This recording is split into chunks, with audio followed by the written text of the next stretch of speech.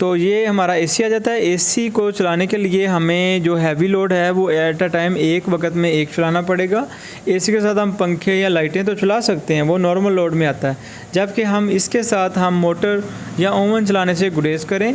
ये उस सूरत में चलाइएगा। ये एक यहाँ पर बात एक और समझने वाली है कि जब आपने सोलर पे एसी चलाना है तो वो 28 टेम्परेचर पर चलाएं, और आधे घंटे बाद जब ऑटो सेंसर की मदद से जब टेम्परेचर रूम का कंट्रोल हो जाए, 28 पे आ जाए, तो आप इसको आहिस्ता आहिस्ता 25, 24, इवन के 20 तक भी सोलर पर लेकर जा सकते हैं।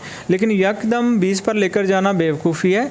यकदम मैं रिकमेंड नहीं करूँगा कि वो एक ही दफ़ा आप जो है लोड, हैवी लोड जो है वो इस पर डाल दें। तो ये आपको जो है वापडा हाउस जो है वो शो करवा रहा है कि इस पे लोड की कैपेसिटी क्या शो हो रही है। अब ओवन मैंने ऑन किया है। ओवन ऑन करने के साथ ही मैं आपको चेक करवाता हूँ कि ओवन मेरा इस वक्त चल रहा है, जैसे कि लाइट ऑन है।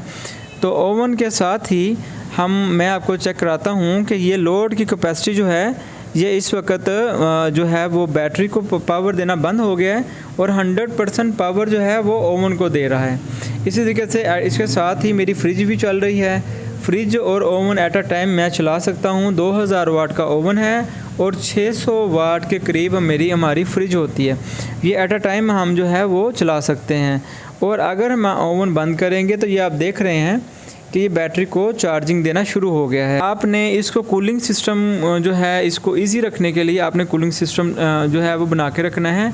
जैसे कि मैंने यहाँ पर हवा की सर्कुलेशन के लिए मैंने एक 12 वोल्ट का जो फ़ैन है सप्लाई लगाकर मैंने वो चलाया हुआ है। उससे ये होता है कि मेरी फ्रिज और जो मेरा सिस्टम है वो कूल रहता है।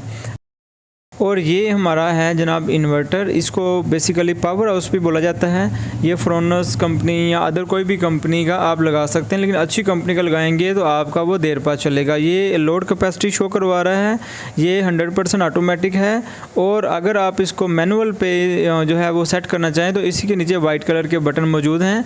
आप बटन्स की मदद से इसकी कैपेसिटी को कम या ज़्यादा कर सकते हैं। ये आपके सामने अब जो मेन पावर है, हमारी मोटर जो है वो मोटर इस वक्त ऑन है।